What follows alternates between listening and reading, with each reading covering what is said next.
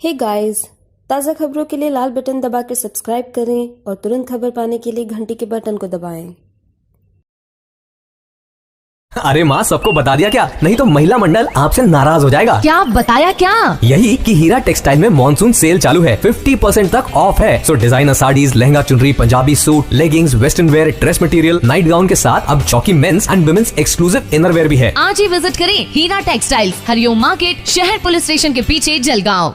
नमस्कार, मैं हूं आनंद शर्मा और आप देख रहे हैं इंडिया अब तक समाचार। अगर आपने अभी तक हमारे चैनल को सब्सक्राइब नहीं किया तो हमारे चैनल को सब्सक्राइब कर लीजिए, बेल आइकन के बटन को दबाइए ताकि नोटिफिकेशंस आपको मिलती रहे। क्या जिलाधिकारी मनमानी कर रहे हैं? अब ये सवाल किस लिए उठ रहा है? ये सवाल इसलिए उठ रहा है कि 11/7 को जिलाधिकारी ने एरंडोल की जुमा मस्जिद को बंद कर दिया था। उन्होंने कई सारे रीजंस दिए पेपर पर कि वहां पर प्रॉब्लम्स हो सकती है, हो सकते हैं, कुछ हो सकता है, इस तरीके के रीजंस देके वो बंद कर दिया। वहां सिर्फ 2 लोगों को नमाज पढ़ने की इजाजत दी गई थी। इस बात को कोर्ट में चैलेंज किया गया ट्रस्टी की ओर से, और जब ये बात कोर्ट के सामने गई तो कोर्ट ने सब कुछ जांच करते हुए, सब देखते हुए दोनों पक्षों की दलील सुनी। उसके बाद कोर्ट ने यह कहा कि परिस्थितियां जो है वो पहले जैसे कर दी, मतलब स्टे कर दिया जिलाधिकारी के ऑर्डर को। जिलाधिकारी के स्टे को ऑर्डर करने के बाद जो कोर्ट है, हाई कोर्ट मुंबई के जो औरंगाबाद बेंच है, वहां पर न्यायाधीश जो है उन्होंने कहा कि ये जो चाबी है ये पूर्ववत वापस ट्रस्टी को दे दी जाए, और सब कुछ, किसी को भी कोई समस्या है तो कोर्ट है, कोर्ट के पास आना चाहिए। क्या कह रहे हैं इनके वकील साहब, जरा सुनते हैं। प्राइमा फेसी कोर्ट ने ये हेल्ड किया कि कलेक्टर का जो ऑर्डर है उसके अंदर कोई रीजनिंग नहीं है कि वहां पर लॉ एंड ऑर्डर का कोई प्रॉब्लम हो सकता है फ्यूचर में, और breach of law and order जब अगर कोर्ट कलेक्टर का कोई ओपिनियन नहीं इस ताल्लुक से, तो 144 और 145 सीआरपीसी इन्वोक करने का एक्चुअली उसको जुरिसडिक्शन नहीं है, ऐसा कोर्ट का ओपिनियन हुआ। और इस तरीके से कोर्ट ने वो जो जिस ऑर्डर के खिलाफ में यहाँ रीट पिटीशन फाइल हुई थी वो पूरे ऑर्डर को स्टे कर दिया, और उसी के साथ साथ जो तहसीलदार और chief officer municipal council Erandol है और कलेक्टर, इन सबको कोर्ट ने ऑर्डर किया है कि इन्होंने 4th जो है तो चाबी मस्जिद की ट्रस्टीज के हवाले करना चाहिए।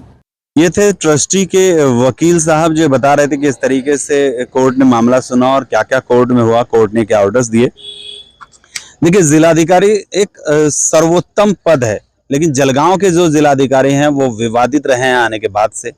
कहा जाता है उनके बिहाफ में लोग पैसे कमा रहे हैं, उनका नाम लेकर उनकी तरफ से रेत माफिया धूम मचा रहे हैं। कुछ लोग हैं उनके, कुछ बच्चे हैं उनके जो पंटर बोल सकते हैं आप उनको, वो लोग पैसे जमा कर रहे हैं जिलाधिकारी के नाम पर। अब जिलाधिकारी उस पैसे को ले रहे हैं या नहीं ले रहे हैं ये आगे की बात है, लेकिन जो माहौल बन रहा था, जो आरोप हो रहे थे, दीपक कुमार गुप्ता जो सामाजिक कार्यकर्ता है उन्होंने खुले तौर पर आरोप लगाया था कि जिलाधिकारी जो है वो करप्शन में बहुत ज्यादा लिप्त हैं और वो लगातार रेत माफिया से पैसे ले रहे हैं, इधर उधर से बहुत सारा भ्रष्टाचार कर रहे हैं।